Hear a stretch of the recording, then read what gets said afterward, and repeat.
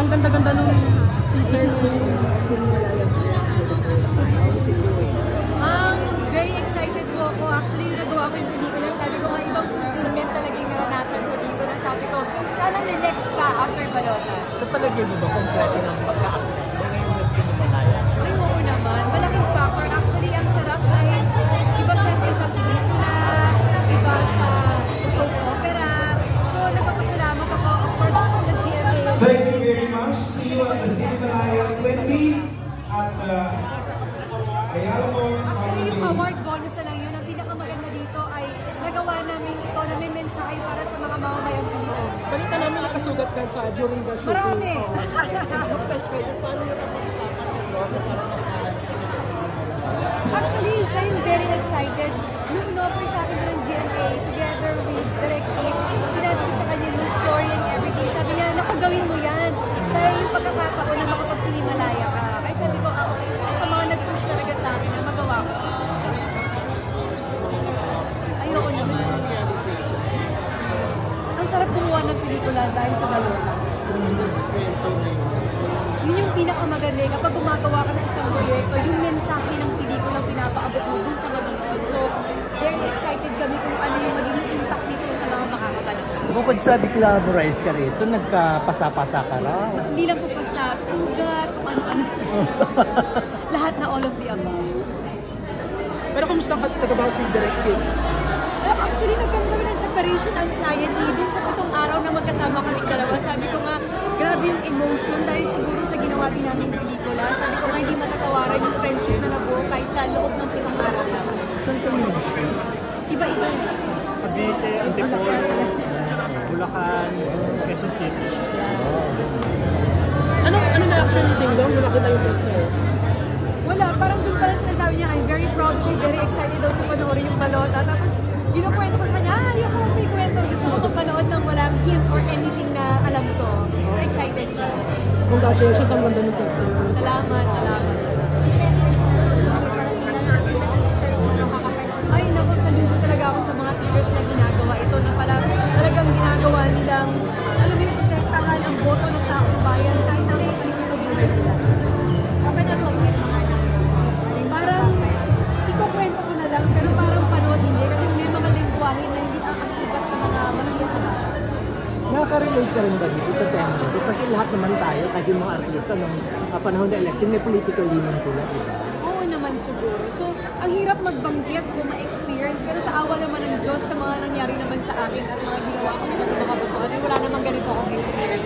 Pero dahil sa ginawa ko itong pelikula ito, ang daming realization talaga. Yan, picture lang nila sa bilang trophy. Ika, doon may trophy na agad. Trophy na agad. Kaya, Manifesta natin. kaya sana pag napanood nyo, balitaan nyo kami kung anong reaction nyo, sabihin nyo sa amin kung anong impact ng pelikulang ito sa inyo.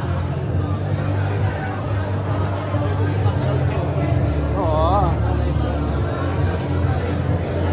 Ano reaction mo doon sa nag-viral na meme mo?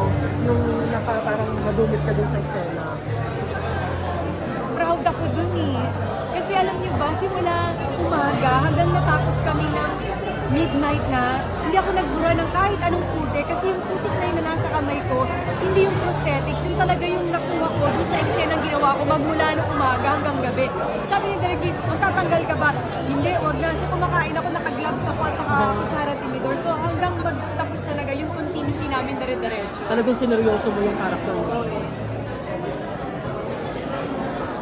Thank you. Box office mo yun, di ba, sa Rewind? So dito sa Cinemalaya, pwede pang-award na rin dito. Well, sabi nga ni Direk, if yung award siguro, bakit naman hindi kung ibibigay, hindi ba kung karapat-dapat? Pero ang pinakamahalaga nito eh, magustuhan niyo yung pelikula at yung message ng pelikulang ginawa natin. Anyway, paano ka nang na-affecton? Paano mo na-unbox yung actually, nung una medyo hirap, syempre. Pero dahil sa tulong ni Direk Kip, kung paano ko hubugin yung character at kung paano ko siya dalhin, parang ano siya, parang naging magic sa akin na hinubog ako for Teacher Emmy na yung emotion, parang pag pumapasok ako sa Balota na shooting namin, parang ako si Teacher Emmy. So yung may ganung feeling. Yan ilang hours mo hawak-hawak ng Balota na tumatakbo. Magmula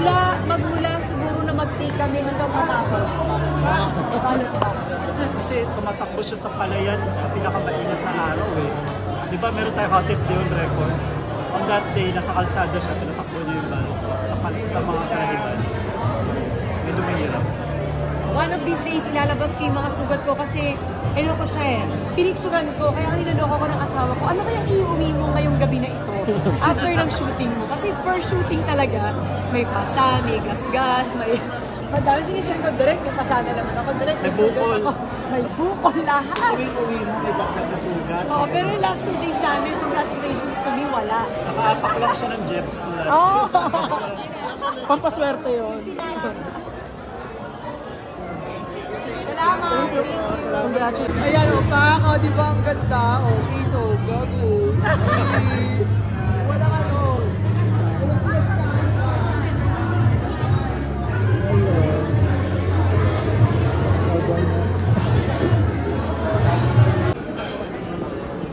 Ang glamorize ka daw dito, hindi ka nagpa-make-up, hindi ka nagpa-double, bakit? Ang gandang gawin na totoo eh. Ang gandang gawin na ikaw lahat ang gumawa. Para, ang hirap din kasi dayain ng mga eksena. So, para mas maganda siguro. Sabi ko nga, itong mga star na ito at yung experience ko dito, lahat naman ito lilipas. Pero 100% na ginawa ko ito, hindi ko na maibabalik. Kamusta ka trabaho si Direk Kit? Kasi si Direk Kit known siya for mga storyang social, political. Kamusta siya katrabaho? Hindi siya makatrabaho. May separation anxiety kaming dalawa. Sabi ko nga, after na parang 7 days lang kami halos magkatrabaho, pero sabi ko bakit ganun? After natapos yung balota, naiiyak ako na parang sabi ko, mamimiss ko tong balota. Mamimiss ko lahat ng mga taong kasama ko. Nung lumabas yung teaser na million na ang views, ang dami nagsasabi, pang best actress daw si Marian dito. Reaction lang. Direct, pang best actress daw si Marian dito as teacher. Naiiyak Kasi ako, honestly, hindi ako tumitingin ng filmmaking as a competition. Hindi siya sports eh, for me. Lahat ng mga pelikula na nasa Cinemalaya this year, meaningful, mahalaga, ikukwento ng mga communities eh.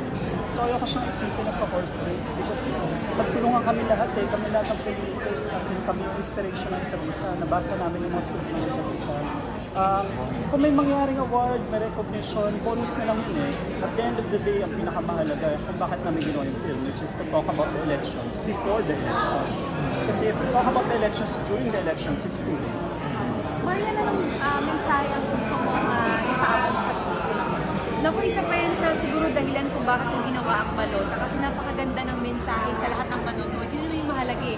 Sa bawat gagawin mong proyekto, dapat maidudulot yan o maiko-contribute mo sa taong nanood.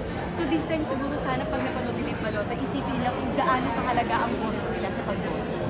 Okay. Ano yung mga challenging na ginawa mong eksena? Marami. Lahat. Hindi ko pwede maisa-isa. Parang sa bawat eksena ginawa ako sa loob ng 7 araw, parang lagi mo for me is challenging. Nasugatan ka ba? Marami. Meron pa ba? Ay, meron pa. Ayan, oh. Ayan pa. Ayan pa. May mga marka-marka. Pero sabi ko nga, mawawala din naman yun. An actual ballot daw na from Rome na Oo, kasi ang hirap. Parang isang eksena namin ni Direk. Siyempre, ginamit ko. Parang sabi ni Direk, Marian na, remind lang kita na mabigat yan. Kaya ang intense ng mga eksena, sabi ko, Direk, totoong ballot box na gawin natin all the way. So, ganun yung ginawa namin. Marian, ito lang, quick reaction lang. Trending ka kagabi dahil sa sa Q&A mo doon sa Century Tuna. Reaction lang, grabe. Nag-uusapan ka online. Hindi ko alam. Basta, I did my best. Ano pang aabangan sa kay Marian after Cinemalaya? What's next? After nito, tingnan natin. Pero focus muna ako sa balota kasi wala akong buong bibig talaga. Kundi very excited talaga ako na mapanood siya ng buo dahil hindi ko pa siya napapanood ng buo. And excited ako sa mensahe na ibigay nito sa bawat manonood ng balota. Direk Kit, based ko ba ito sa true story? Kasi may story dati yung bayani na si Teacher Feli. Ito, saang base tong story ng balota? Actually, yung starting point ko nito, yung punta ko sa probinsya, na na-portray sa Liwa, if you remember, na teacher. At principal na siya ngayon, at yung na-experience na 3 elections ago sa na grabe yung patayan. After nun, saka ko na na-discover si Teacher Feli, Teacher Mori. And actually, nakausap ko yung mga families ng ibang mga victims of electoral violence. And sa kaka-research ko, lumalawak yung paggunawa ko sa kung gaano katago at kung gaano karami yung violence. Actually, kung titignan mo sa teaser namin, siguro may mga 400 comments of people telling stories of how violent the elections are in their small towns. Ba't natin ito hindi masyado pinag-uusapan? Gulat tayo sa spectacle, gulat tayo sa horse race ng mga kandidato. Nasaan yung mga ordinaryong tao sa diskusyon natin? At nasaan yung diskusyon sa pagbibili ng mga boto ng mga tao? So, yun, kaya ako rin siya naisip. Marian, ikaw naman bilang isang buo, ito yung role mo, no? Ano masasabi mo sa mga teachers na talagang sila yung nag-iura para sa maprotektahan yung Ito pa lang sa kwento na ito na ginawa ako at ginampanan ko, napakahirap. At yung buhay nila, nilalaan nila doon para sa proteksyonan yung boto ng bayan. So doon pa lang talagang saludo talaga kami sa lahat ng gumagawa, especially sa mga teacher na nagpipresenta. Sa totoo lang, parang yung pagpipresenta nila ito ay wala nang bayad sa kanila. Kaakibat lang po ng trabaho nila. So doon pa lang sa buhay nakapalit, pero sa boto, kumbaga, alam mo yun, sinisafety nila, gagawin talaga yun para sa kapwa. Thanks lang. Picture lang kayong dalawa. Direct Marian, picture.